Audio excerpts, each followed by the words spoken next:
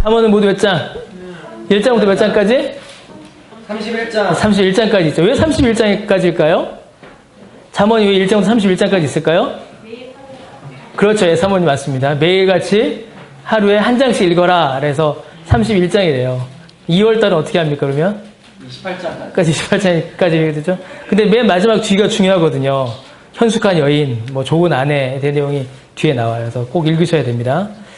자, 잠언 1장부터 31장까지 있어요. 1장 7절부터 9절까지 우리 함께 읽겠습니다. 자, 시작. 여호와를 자, 같이 다 찾으셨죠? 잠언 1장 7절에서 9절까지 한 목소리 함께 읽겠습니다. 시작. 여호와를 경외하는 것이 지식의 근본이거늘 미련한 자는 지혜와 훈계를 멸시하느니라. 내 아들아 내 아비의 훈계를 들으며 내 어미의 법을 떠나지 말라. 이는 내 머리에 아름다운 판이요 내 목에 금사슬. 이 잠언의 원래 제목은 솔로몬의 비유입니다. 비유. 솔로몬의 비유.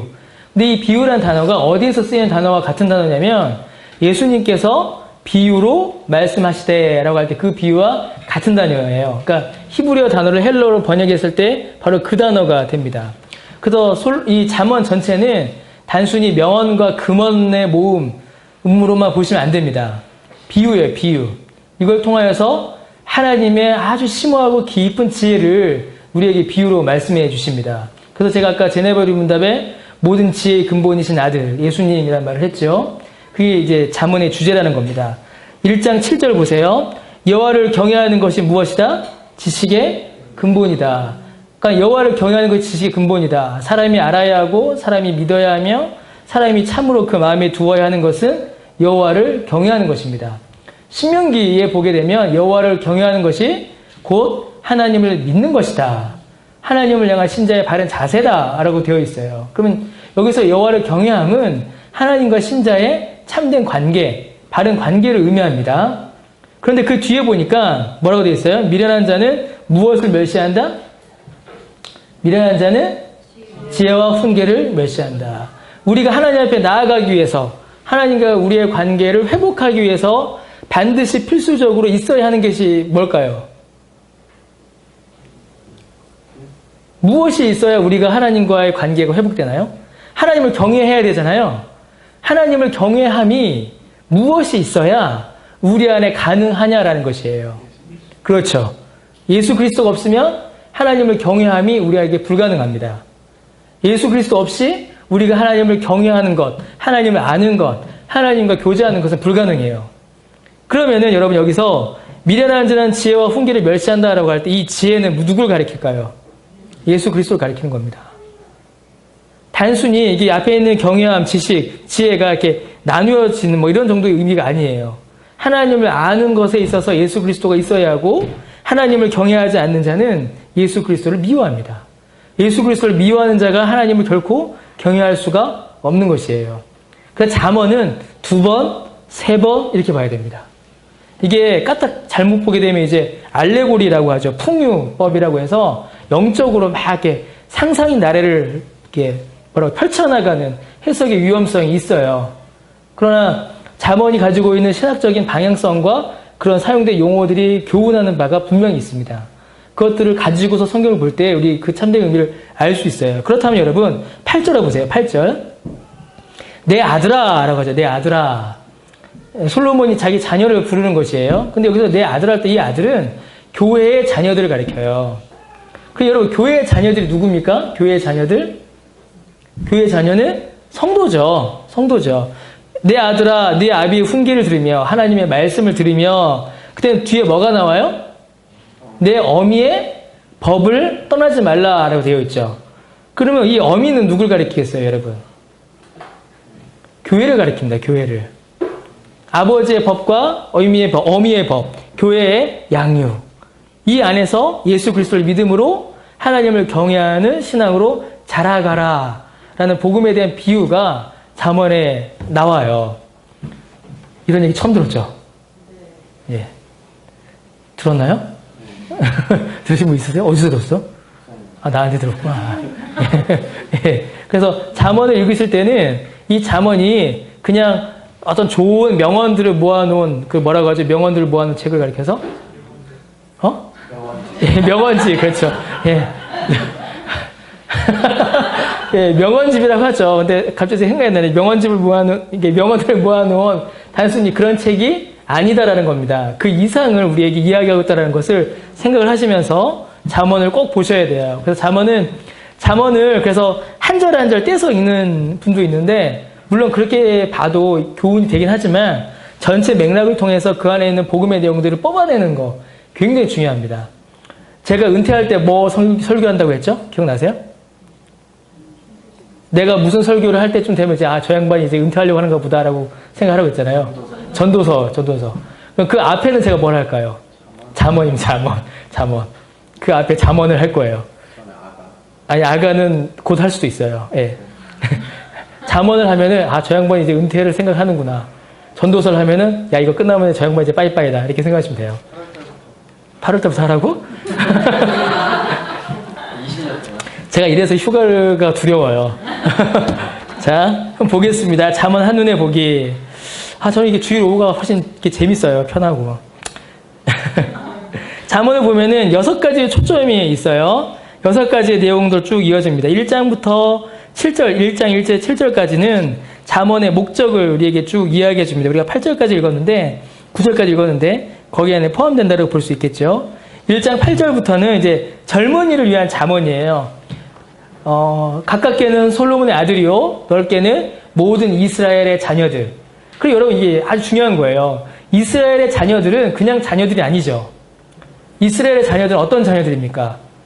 4글자로 줄여서 이스라엘의 자녀들을 4글자로 줄이시오. 그럼 뭐라고 줄이면 될까요?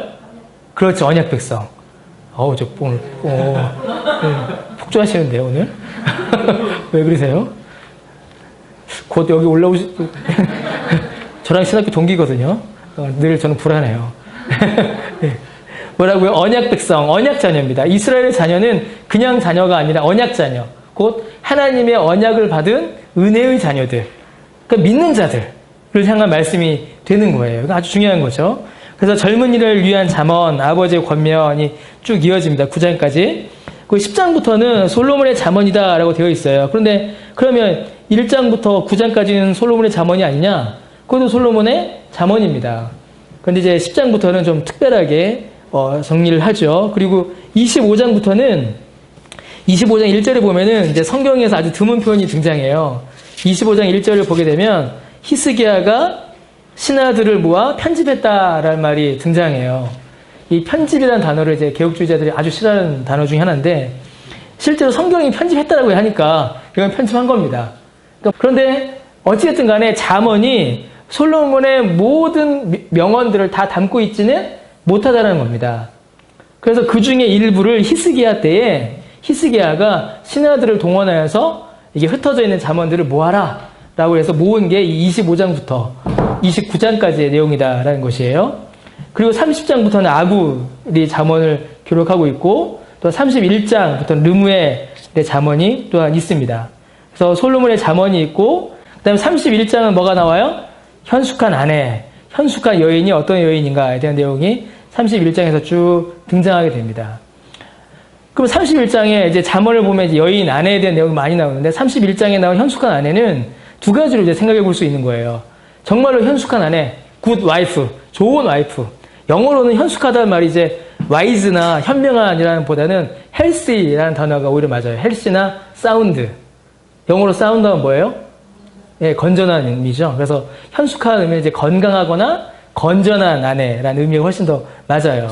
그러면 31장 읽으면서 나는 이런 아내를 구해야지, 혹은 나는 이런 아내가 돼야지, 이러면 어떤 적용이에요?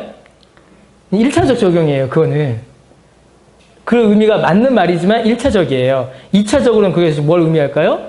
그리스도의 신부인 교회를 가리키는 겁니다.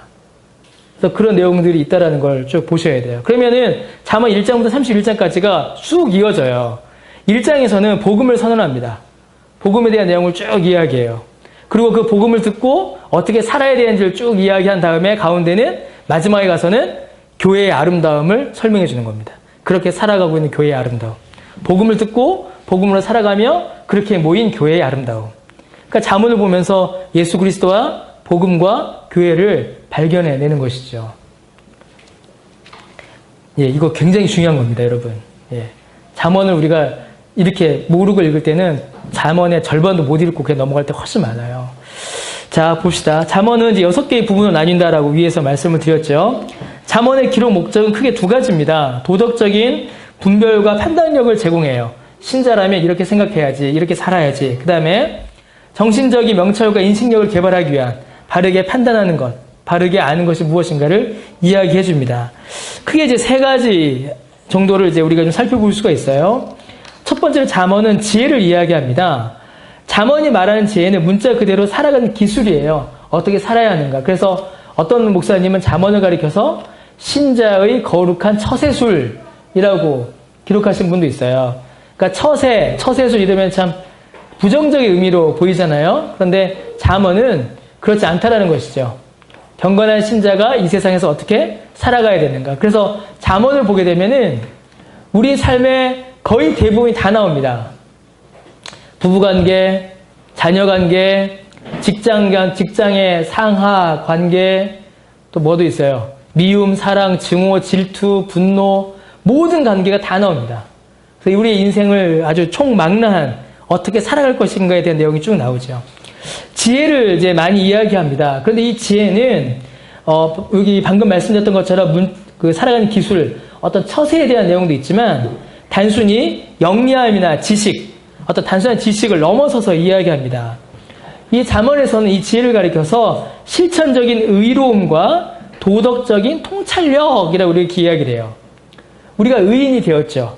의인으로서 어떻게 살아갈 것인가. 그 다음에 하나님의 말씀에 순종하는 도덕적 삶을 어떻게 판단할 것인가에 대한 내용을 담고 있습니다. 그래서 지식, 단순한 단편적 지식보다는 우리의 인생을 어떻게 바라보고 결정해야 되는가. 좀 더 나아가서 하나님께서 우리에게 요구하시는 삶의 원리가 무엇인가를 알려주는 게 바로 잠언입니다.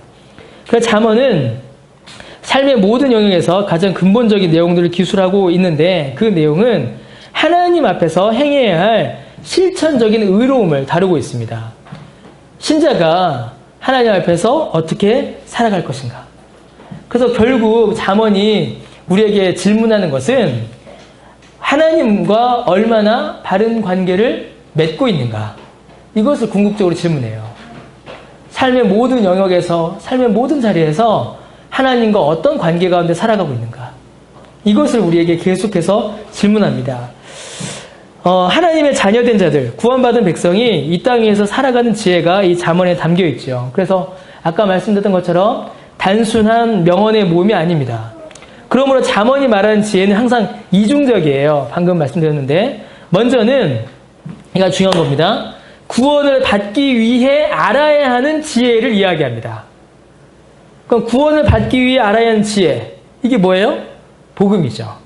그래서 잠언에는 복음에 대한 비유가 있고 복음을 이야기해요. 그리고 이어서는 구원받은 신자가 살아가는 삶의 모습에 대한 교훈이에요. 구원받기 위해서 알아야 하는 것, 이건 복음이죠. 그럼 구원받고 난 이후에 신자가 이 땅에서 살아가기 위하여 알아야 하는 것은 뭐예요, 여러분? 율법이죠. 그러니까 잠언에는 복음과 율법이 다 나타납니다. 복음과 율법이 비유로 나타나는 것이에요. 그래서 잠언은 재밌습니다. 읽어가다 보면은. 그다음 두 번째로 잠언은 이제 가정의 맥락에서 많이 서술됩니다. 아까 우리가 잠언 1장을 읽었던 것처럼 아들, 아버지, 어머니 이렇게 많이 서술이 돼요. 뒤로 갈수록 자녀, 아들 막 부르는 표현들이 많이 등장합니다. 하나님께서 교회를 통하여서 하나님의 자녀인 신자들에게 주시는 말씀임이 여기에서 다시 한번 드러나요. 잠언을 보게 되면 이제 아들이라는 용어가 44개의 구절에서 등장합니다. 아버지는 15개의 구절에서 등장하고 어머니는 11개의 구절에서 등장하게 돼요. 이제 몇 가지 특징들이 있습니다.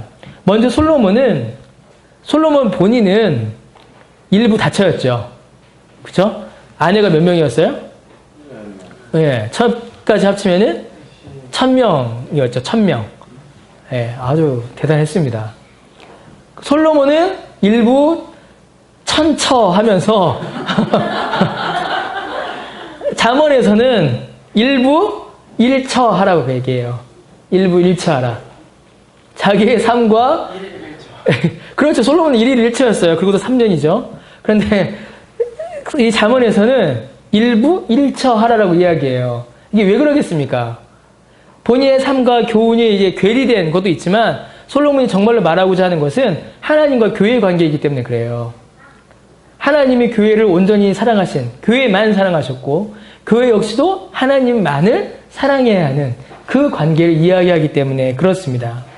두 번째로는 이제 부모들에게 강하게 권면하는데 자녀들을 신앙으로 훈련하고 양육하라라는 일에 굉장히 강한 권면과 충고를 주고 있습니다. 일단 솔로몬 본인이 어땠어요, 여러분? 솔로몬이 자식 농사를 성공했습니까? 실패했습니까? 실패했죠. 다윗도 뭐 그렇게 성공했다라고 보기에는 어려워요. 물론 솔로몬이 태어났지만 솔로몬 본인이 일단은 이제 자녀 양육에 좀 어려움이 있었습니다. 그래서 잠언에서는 자녀를 신앙 양육하는 일에 굉장히 많은 관심을 둡니다. 이것 역시도 어떻게 해요? 아까 말씀드린 것처럼 교회가 하나님의 자녀인 성도를 양육해야 된다는 걸 의미하고 있습니다. 어거스틴이 뭐라고 했죠? 하나님은 아버지, 교회는 어머니. 어머니 교회의 양육을 받지 않았다면 나는 아버지 하나님께로 오지 않았을 것이다 라고 어거스틴이 이야기했습니다. 신앙에 있어서 교회가 감당해야 될 교회의 아주 근본적 의무, 그리고 가정의 근본적 의무를 잠언을 통해서 다시 한번 이야기를 해주고 있는 것이죠. 그냥 세 번째로는 아내, 특히 이제 여인에 대한 내용을 매우 강조합니다. 잠언에서 이제 그 솔로몬이 자녀를 향하여서 금하고 있는, 이제 자주 나오는 금하고 있는 것 중에 하나가 이제 음란, 간음한 여인, 음란한 여인을 조심하라라는 표현이 매우 반복적으로 등장합니다. 이건 이제 이스라엘 역사를 반영하고 있는 것이겠죠. 음란한 여인, 간음을 통한 우상 숭배를 막고자 하는 것이고, 가정의 순결과 그리고 그리스도의 신부된 교회로서의 정결함을 유지해야 함, 신자가 세상과 섞이지 않아야 함을 다시 한번 이야기해주고 있습니다. 그리고 가정의 질서를 파괴하는 죄가 무엇인지도 밝히고 있어요. 이거 역시 교회적으로 이해할 수가 있겠죠. 이 가정의 맥락 속에서 교회론적인 이해를 우리는 할 수 있습니다. 그래서 잠언을 읽다 보면은 가정에 대한 이야기가 굉장히 많이 나오고 1차적인 교훈들을 많이 찾아볼 수가 있습니다. 복음이 가르쳐지고 율법이 행해지는 곳인 교회예요. 가정이 가지는 교회론적 의미를 여기서 우리가 다시 한번 확인해 볼 수가 있습니다. 교회가 또 가정이 하나님의 말씀을 배우고 그 말씀대로 행하는 삶, 어떻게 행하고 있는가, 또 하나님을 경외하는 참된 지혜와 지식이 있는가, 우리가 그런 것들을 많이 생각해 봐야겠죠. 제가 이제 어디 가서 한 이야기인데, 제발 좀 교회에서 요리문답 가르치는데 어렵다고 하지 마라. 제가 어디 가서 한 이야기입니다. 왜냐면 이제 우리 지금 중학생 이게 있지만 요즘에는 이제 한 중학생, 중3, 고등학생 되면 이제 대학교 영어 막 보고 애들이 그럽니다. 막 중학교 때 고등학교 수학 보고 막 그래요. 그럼 중고등학생 때 선우 친구들도 막 벌써 막 그래요. 뭐 10살, 11살, 14살짜리들에게는 뭐 중학생에게는 고등학생 거를, 고등학생에게는 대학교 거를 막 공부는 시키면서 왜 신앙교육은 자꾸만 다운그레이드 시키는가. 그런 의문을 좀 가져볼 필요가 있습니다. 하이델베르크 요리문답은 원래 누구에 가르쳤어요? 13살에서 15살 되는 성주의 아들들에게 신앙교육 가르치는 게 하이델베르크 요리문답이에요. 웨스트민스터 소요리 문답은요? 몇 세부터 몇 세? 7세에서 11세입니다. 7세부터 11세. 11세 있네요, 이선우. 7세부터 11세까지 배운 게 웨스트민스터 소요리 문답이에요, 여러분. 근데 그걸 우리는 이제 어른들이 배워요. 근데 어른들도 이걸 보고 어렵다라고 합니다. 우리 교회 제가 아는 어떤 교회에서 있었던 일이에요, 실제로. 난리가 난 겁니다. 이렇게 어렵고 힘든 걸 왜 가르치냐고. 근데 그게 말이 되지가 않죠. 세상의 지식을 가르치는 일은 막 뭐라고 하죠? 선행학습이라고 하죠. 선행학습 필요에 따라서 할 수도 있겠죠. 이렇게 막 올라가면서 신앙은 어떻게 돼요? 20살을 먹어도 소요리 문답, 30살을 먹어도 소요리 문답, 60이 돼도 소요리 문답, 대요리 문답도 보고, 신앙 고백서도 보고, 벨직 고백서도 보고, 도르트 신경도 보고, 볼 게 엄청 많은데, 우리의 신앙 수준 계속 밑으로만 이제 눌러놓는 겁니다. 그런 것들은 우리의 신앙을 건강하게 자라게 하지 못합니다. 바울이 말한 것처럼 젖을 먹어야 될 때는 젖을 먹어야 돼요. 그렇죠. 우리 뭐 윤이나 유리한테 막 갑자기 막 햄버거를 먹이고 막 육회를 먹이고 그럴 수는 없잖아요. 걔네들 입에 맞는 이유식을 먹어야 돼요. 젖먹이에겐 젖을 먹어야 됩니다. 근데 어른이 그러면 안 되죠. 제가 예전에 설교 때 에어로 썼던 건데 옛날에 출동 SOS라는 SBS에서 만든 그런 프로그램이 하나 있었어요. 보신 적 있으세요? 제목이 그게 맞는지 모르겠어요. 보통 무슨 SOS였어요. 그 내용 중에 하나 제가 잊혀지지 않는 게 있는데 어느 마을에 밤마다 괴성이 들리는 겁니다. 와, 막 괴성이. 그래서 동네 사람들이 공포에 떨기 시작한 거예요. 그래서 이 소리가 왜 나는가 하고 이제 밤에 카메라를 두고 찾아갔죠. 얘기 들었나요? 없어? 처음 들어요? 제가 몇 번 했는데. 그 어느 날 시골에 가는데 산 속에 움막에 이렇게 막 대충 시멘트 쌓은 움막에서 밤마다 괴성이 들리는 겁니다. 막 괴물 짖는 소리 와 하고 이러면서 카메라를 딱 들이댔는데 아주 끔찍한 장면이 있는 거예요. 항상한 남자가 기저귀를 차고 그 안에서 울부짖고 있는 겁니다. 와, 이게 뭔가 빨리 구출했어요. 그래서 그 다음날 그 부모가 나타났습니다. 그래서 이 제작진이 봤을 때는 이 애가 한 11살쯤 됐겠다. 10살이 11살 됐겠다 싶었는데 실제 그 남자의 나이는 몇 살이었게요?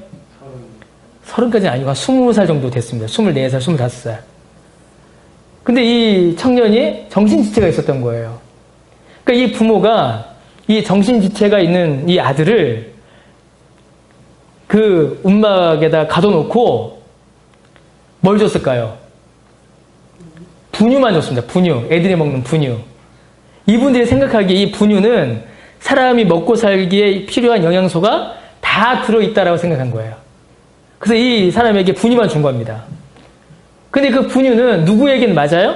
애들에게는 맞지만 어른에게는 정말 부족하고 모자란 것이죠. 그래서 의사 선생님 인터뷰를 뒤에 하는데 제가 그거 보고 되게 놀랐어요. 의사 선생님이 이 아이에게 적절한 영양소를 적절하게 나이에 맞게 공급했으면 이 정도 상태는 안 됐을 것이다. 육체도 건강해졌을 거고 정신도 어느 정도 회복이 됐었을 것이다. 근데 이 아이가 음식을 먹기 싫어하고 먹으면 흘리고 불편하니까 맨날 분유만 퍼먹으라고 줬더니만 이 아이가 거기에서 멈춰버린 거죠. 제가 잊혀지지가 않아요. 그 영상, 그 모습이. 왜냐하면 우리가 알게 모르게 우리의 신앙 수준이 거기에 멈춰버립니다. 딱 거기에 멈춰버려요. 웨스트민스터 소요리 문답 딱 그 수준에 멈춰버리면 안 됩니다. 우리는 자라나야 돼요. 언제까지 예수께로 가면 나는 기뻐요. 이것만 부르고 있을 수는 없어요. 나와 같은 아이 부르셨어요. 뭐 이런 거. 물론 이제 큰 어린 아이들에게는 너무 유익한 찬송이지만 어른에게는 어울리지 않습니다. 우리의 몸과 마음과 지식이 자라듯이 우리의 신앙도 자라나야 돼요. 잠언이 반복적으로 계속 그것을 우리에게 교훈합니다. 먹여라, 입혀라, 재워라, 키워라. 또 잠언에서 아주 중요한 구절이 있죠. 뭐가 있을까요, 여러분? 사랑하는 자에게 매를 아끼지 말아라. 매우 차라. 이런 구절도 있어요. 잠언에는. 제가 여러분에게 매를 안 들어요. 이게 참. 매를 들지 않으면 친자가 아니고 사생자라고 했는데 히브리서에. 그렇습니다. 해서 돌아와서 우리가 양육하고 자라나야 된다는 거. 가정과 교회에서 하나님을 알아가는 지식이 날로 성장해야 된다는 거. 그걸 여러분 우리가 놓쳐서는 안 됩니다. 잠언을 읽고 야 우리 인생의 지혜를 배웠어. 오늘도 잠언의 말씀처럼 살아가야지. 거기서 끝나면 안 돼요. 오늘도 착한 일 해야지. 이게 아닙니다. 하나님을 알아가는 지식이 자라나야지. 이게 잠언의 올바른 적용점입니다. 그게 교회고요. 세 번째로 지혜와 어리석음을 항상 대조합니다. 많은 잠언이 잠언 안에서는 지혜와 어리석음을 항상 이렇게 대비합니다. 그래서 지혜는 좋고 귀하고 아름다운 거, 어리석음은 나쁜 거 이렇게 이야기를 해요. 지혜는 하나님에게서 온 것이고 많은 유익이 있습니다. 그러므로 지혜를 더욱더 사랑해야 합니다. 그런데 지혜를 사랑하지 않은 자들이 이제 성경에 보면 있어요. 잠언에 순진하나 착해요. 심성은. 그러나 의무를 다하지 않는 사람들이 있어요. 잠언에 보면. 이들을 가리켜서 잠언 기자가 뭐라고 하냐면 게으르다라고 합니다. 게으르다. 게으른 자라고 이야기해요. 거만하게 하나님의 길을 조롱하는 사람들이 또 있어요.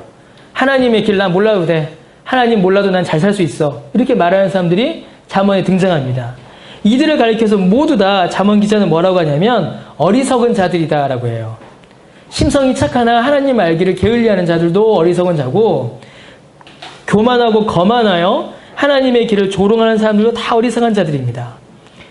왜냐하면 그래서 어리석은 자는 정신적으로 부족하거나 지식이 모자란 자들이 아니라 어떤 사람들? 자기 충족적인 모습을 보이는 사람들이에요. 하나님 없어도 된다. 나는 다 안다. 교회에서 배울 게 없다. 마치 하나님이 없는 것처럼 인생을 사는 사람들을 가리켜서 잠언은 어리석은 자들이다라고 이야기합니다. 그러므로 잠언이 말하는 이 어리석은 자들에 대한 핵심은 하나님을 거부하는 것이에요. 하나님을 불필요하게 여기는 것입니다. 그래서 잠언은 지혜를 미련함과 대조하듯이 의의를 죄와 대조합니다. 그래서 성경이 잠언이 말하는 참된 지혜는 그리스도를 아는 것이요 복음을 믿어 의의를 얻는 것이고, 잠언이 말하는 참된 미련함은 하나님을 모르고 하나님을 알려 하지 않고 하나님을 불필요히 여겨 죄 가운데 머무는 겁니다. 이게 아주 중요한 관점이다라고 볼 수가 있어요. 여러분, 그 김남준 목사님이 쓰신, 실명을 밝혀서 죄송한데 김남준 목사님 쓰신 게으름이라는 책이 있습니다. 아주 유명한 베스트셀러예요. 김남준 목사님이 그 책으로 굉장히 많이 유명해지셨죠. 근데 그 김남준 목사님이 쓰신 그 게으름은 잠언을 해설하신 거예요. 잠언에서 말하는 게으름을 많이 이제 해설하셨습니다. 근데 그 책에 보면은 그 게으름을 전부 다 그냥 도덕적이고 삶에 적용된 어떤 교훈적인 측면으로만 주로 해설을 하세요. 김남준 목사님이. 근데 종종 그 게으름을 죄와 연결하셔서 하시는 부분도 물론 이제 그 책에는 있지만, 많은 부분이 단순히 그냥 삶에 있어서의 게으름, 열심히 일하지 않음, 이렇게 이제 설명을 마무리하시는 부분이 한 좀 절반 이상 좀 되고, 한 절반 조금 밑으로는 그것을 복음과 연결해서 설명할 부분도 분명히 있습니다.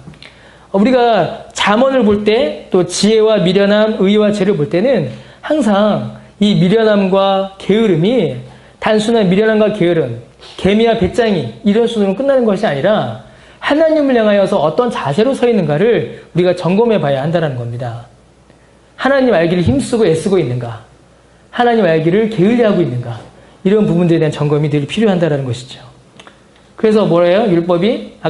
제가 말이 막 머릿속에서 두세 가지 생각이 동시에 하니까 막 말이 헛나오는데, 잠언에는 그래서 뭐라고요? 율법과 복음과 율법이 함께 나오고 있는 것입니다. 그렇다면 참된 지혜란 무엇인가? 라고 우리에게 이야기하죠. 단순히 무지와 미련함을 벗는 것이 아니라 그 지혜로 말미암아 죄를 벗고 의를 얻는 것. 이것이 바로 잠언이 말하는 참된 지혜입니다. 그래서 잠언에 보면 아주 독특한 장면이 등장하는데, 이 지혜를 의인화시켜요. 의인화. 사람처럼 의인화합니다. 이게 첫 번째로 1장 20절에서 32절입니다. 여러분 한번 보실까요? 잠언 1장 20절에서 32절. 잠언 1장 20절 32절 보세요. 잠언 1장 20절 한번 보겠습니다. 이게 짧은 이제 설교인데, 자, 잠언 1장 20절 보세요. 자, 지혜가 뭐 합니까? 광장에서 소리를 높이며 시끄러운 길목에서 소리를 지르며 성문 어귀와 성중에서 소리를 발한다. 지혜가 뭐예요? 말하고 있습니다. 지혜를 마치 뭐처럼 그리는 거예요? 사람처럼 그리고 있는 거죠. 근데 어디서 말해요, 지혜가? 길거리, 광장, 시끄러운 길목, 성문, 어귀, 성중. 여기 다 어떤 장소입니까? 그렇죠. 사람들이 많이 모인 장소죠. 지혜가 막 소리를 지르는데 어디서 소리를 질러요? 사람들이 많이 모인 곳을 향하여서, 사람들 향하여서 막 소리를 지릅니다. 이 지혜가 이제 누구냐라는 거예요. 이제 그걸 찾는 거예요. 자, 그런데 지혜가 뭐라고 말합니까? 22절에. 한번 읽어봅시다.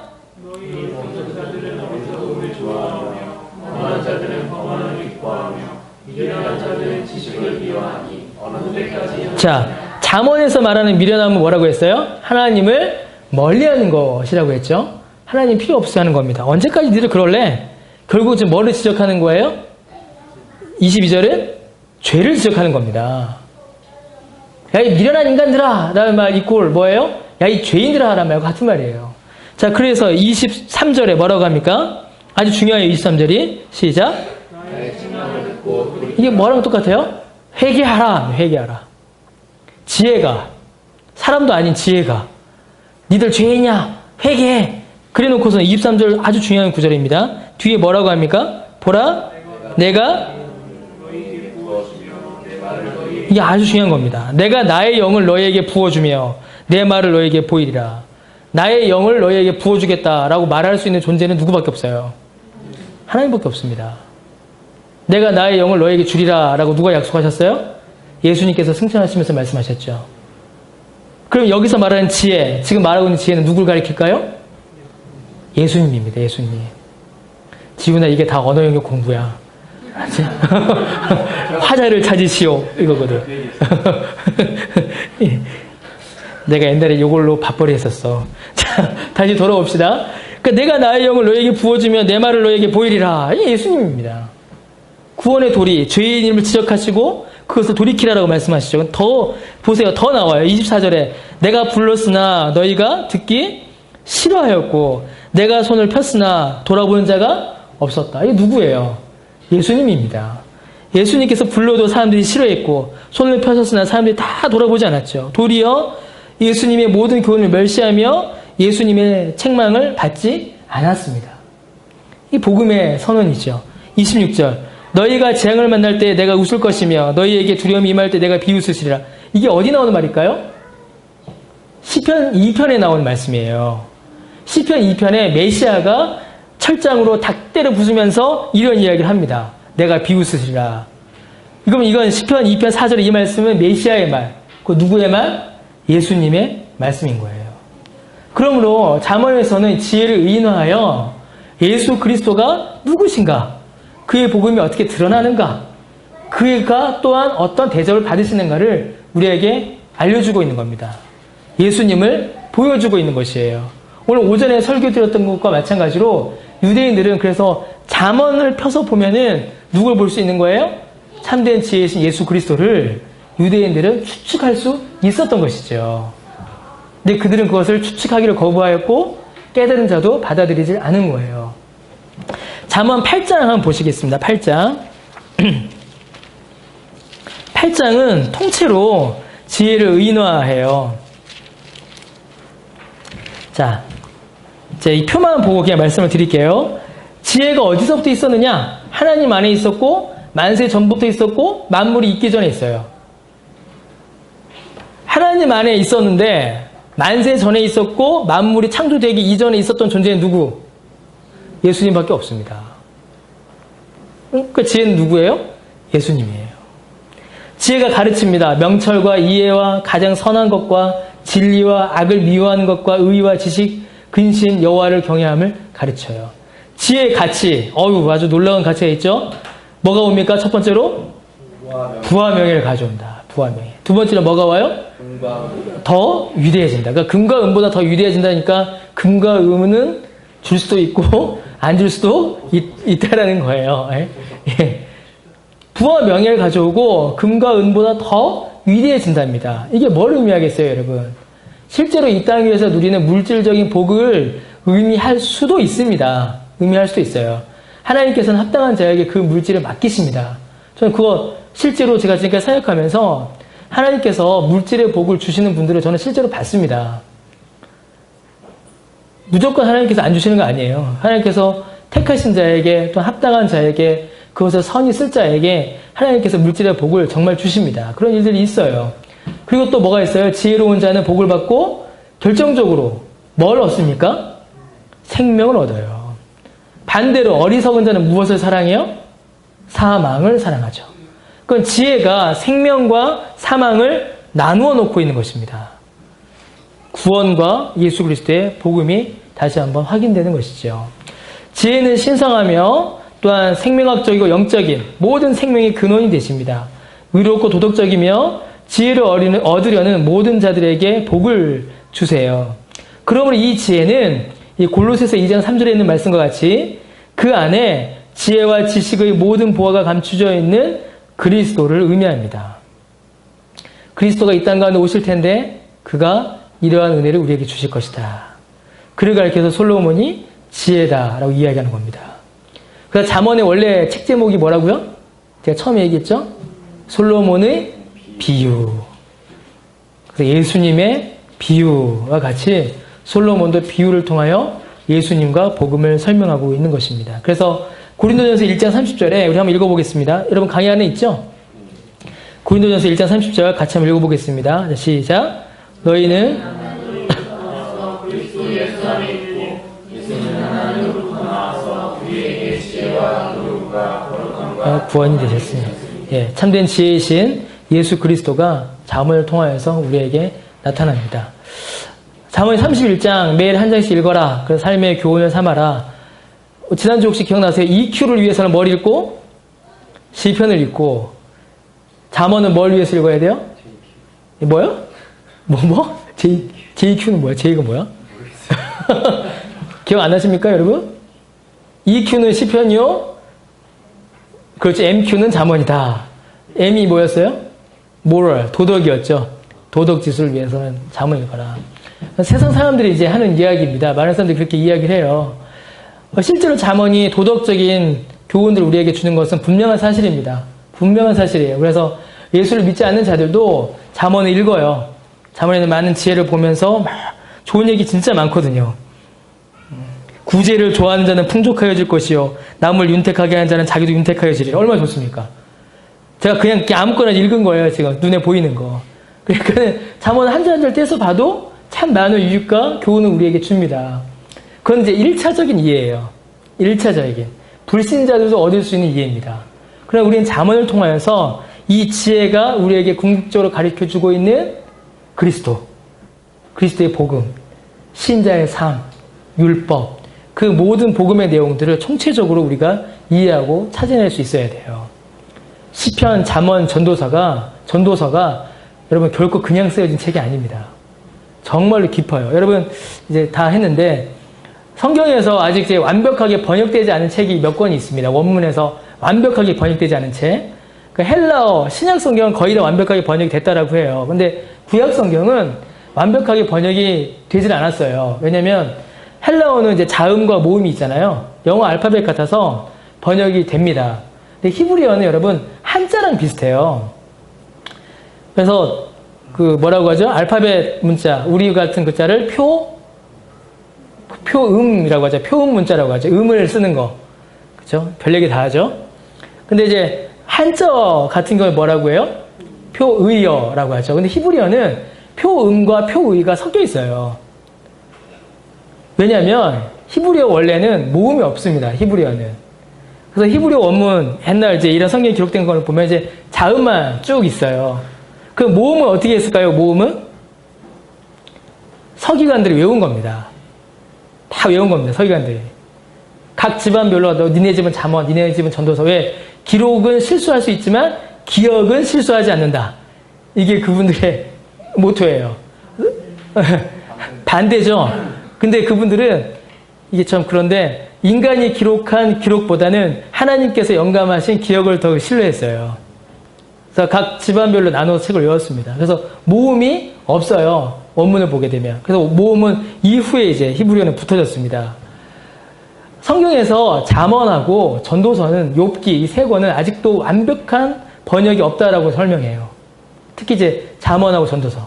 전도서는 완전히 그렇고 잠언도 곳곳에서는 아직도 완벽하게 번역되지 않은 게 있다라고 이야기해요. 그 안에 숨겨져 있는 내용들이 어마어마하게 많습니다. 그래서 그 잠언들을 읽으시면서 하나하나 좀 살펴보면서 내용들을 좀 이렇게 보셨으면 좋겠다 싶어요.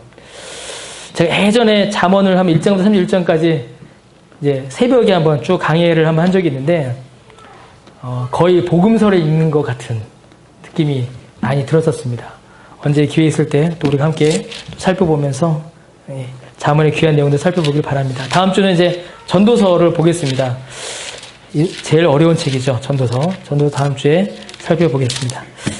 예, 혹시 오늘 뭐 또 질문이나 하시고 싶으신 말씀이나 결단이나 뭐 이런 거 앞으로 성경을 더 열심히 읽겠습니다 라는 이런 결단 다들 마음에 하셨을 거라 예, 제가 믿겠습니다. 혹시 질문 있으세요?